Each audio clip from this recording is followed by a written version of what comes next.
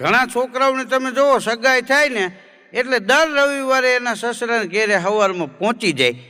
છોકરાઓ સારું ચોકલેટ લેતા ગયા હોય ને સવારમાં છોકરા રમાડવા માંડે ને હજી ઓલા લોકો નાતા જોતા હોય ત્યાં પૂગી ગયા હોય. પાછા હું કે ખબર અહીંથી નીકળો તો એમ થયું કે થાતો જાવ. એક પાડોશી કે ભાઈ અહીંથી જ નીકળવાનું એવું નથી, આ ગામમાં 17-18 રસ્તા છે. પણ મૂળ સ્પેશિયલ અહીંયા અપડાઉન કરે છે એમ કહેતો નથી. હા તો એક દિવસ તો બપોરે કંઈક ફોન આવ્યો, જમી લીધું ત્યાં, તો એના સસરાને કે અચાનક એક કામ આવી ગયું છે તો હું ગામમાં જાઉં છું, કાંઈ કામ હોય તો કયો. તો કે તું જા, એ જ કામ છે.